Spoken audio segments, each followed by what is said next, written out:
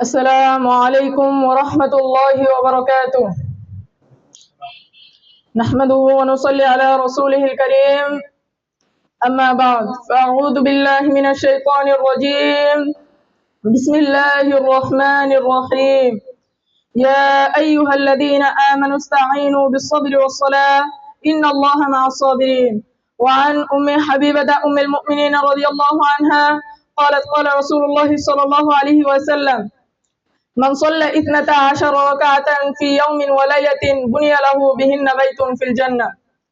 আলহামদুলিল্লাহ, সমস্ত প্রশংসা সেই মহান রব্বুল আলামিনের জন্য, যার অশেষ মেহেরবানিতে দীর্ঘ এক সপ্তাহ পর আমরা আবারও বাংলাদেশের উন্নত মানের প্রতিষ্ঠান আল জামিয়া আর রশিদিয়া আল ইসলামিয়া কর্তৃক আয়োজিত ইসলাহুল বায়ান তথা বক্তব্য সংশোধনের অনুষ্ঠানে এসে উপস্থিত হতে পেরেছি।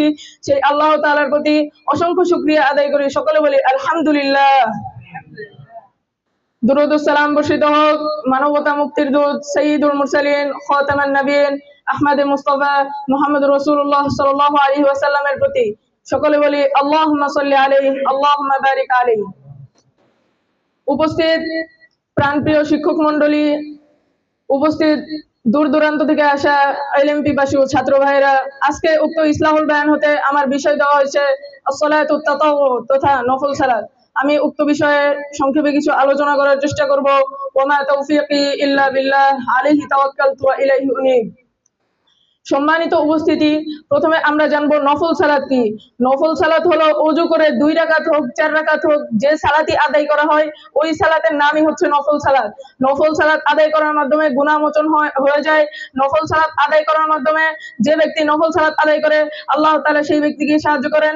এই সম্পর্কে আল্লাহ তাআলা মহাগ্রন্থ আল কুরআনুল কারীমের দ্বিতীয় সূরা বাকারা এর 153 নম্বর আয়াতে বলেন, ইয়া আইয়ুহাল্লাযীনা আমানুস্তাঈনু বিস-সাবরি ওয়াস-সালাহ ইন্নাল্লাহা মা'আস সাবিরিন। হে ঈমানদারগণ, তোমরা ধৈর্য এবং সালাতের মাধ্যমে আল্লাহর নিকট সাহায্য কামনা করো, নিশ্চয়ই আল্লাহ তাআলা ধৈর্যশীলদের সাথে আছেন। সম্মানিত উপস্থিতি, এখানে আল্লাহর নিকট সাহায্য চাওয়ার 2টি মাধ্যম উল্লেখ করা হয়েছে, 1 ধৈর্য এবং 2 সালাত। সম্মানিত উপস্থিতি, আপনি বলুন আল্লাহর সাহায্য ছাড়া কি দুনিয়াতে 1 সেকেন্ডও বাঁচা সম্ভব? কখনোই না। সম্মানিত উপস্থিতি, যে ব্যক্তির উপর থেকে আল্লাহর দয়ার হাত উঠে যাবে, যে ব্যক্তির উপরে আল্লাহ কোনো দয়া করবেন না, সেই ব্যক্তির দুনিয়াতে কোনোভাবেই বাঁচা সম্ভব না। নফল সালাত আদায় করার মাধ্যমে অশ্লীল এবং অসৎ কাজ থেকে বিরত থাকা যায়। এই সম্পর্কে আল্লাহ তাআলা মহাগ্রন্থ আল কুরআনুল কারীমের 29 নম্বর সূরা আনকাবুত এর 45 নম্বর আয়াতে বলেন, ইন্নাস সালাতা তানহা আনিল ফাহশাই ওয়াল মুনকার। নিশ্চয়ই সালাত অশ্লীল এবং অসৎ কাজ থেকে বিরত রাখে। সম্মানিত উপস্থিতি, উক্ত আয়াত থেকে আমরা বুঝতে পারলাম আমরা যদি সালাত আদায় করি তাহলে আমাদের মধ্যে কোনো অশ্লীলতার ছাপ থাকবে না, আমাদের মধ্যে কোনো অসৎ কাজের ছাপ থাকবে না, আমাদের দ্বারা কোনো অশ্লীল কাজ হবে না। সম্মানিত উপস্থিতি, এখন আপনি প্রশ্ন করতে পারেন কোন সময় নফল সালাত আদায় করব?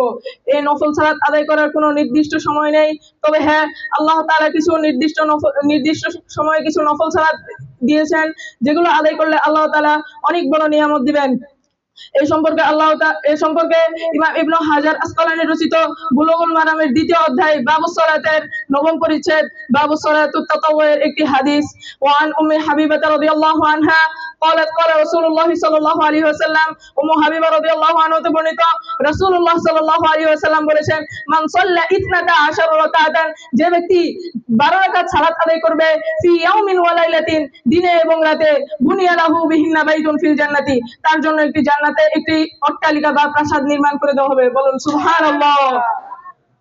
সম্মানিত উপস্থিতি, এখানে উল্লেখ করা হয় নাই এটি কি নফল সালাত, নাকি এটি সলাতুল খুসুফ, নাকি এটি ফরজ সালাত, নাকি এটি সলাতুল হাজত। এখানে কোনো সালাতের কথা উল্লেখ করা হয় নাই, তবে মুসলিমের একটি হাদিসে উল্লেখ করা হয়েছে আত-তাতাওউ তথা নফল সালাত। সম্মানিত উপস্থিতি, এখন প্রশ্ন করতে পারেন এই সালাতগুলি কখন পড়ব?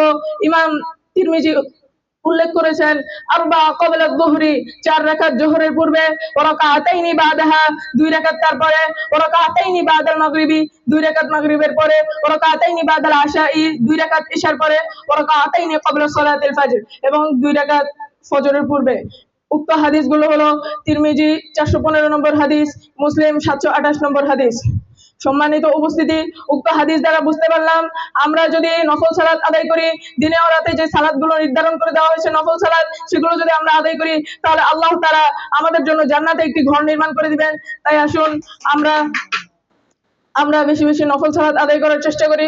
আল্লাহ তাআলা আমাদেরকে নফল সালাত আদায় করার তৌফিক দান করুন। আল্লাহুম্মা আমিন। এই আশা ব্যক্ত রেখে আমি আমার সংক্ষিপ্ত আলোচনা শেষ করেছি। আকুলু কওলি হাযা ওয়াস্তাগফিরুল্লাহ লি ওয়া লাকুম ওয়া লিসাইরিল মুসলিমিন। আসসালামু আলাইকুম ওয়া রাহমাতুল্লাহ।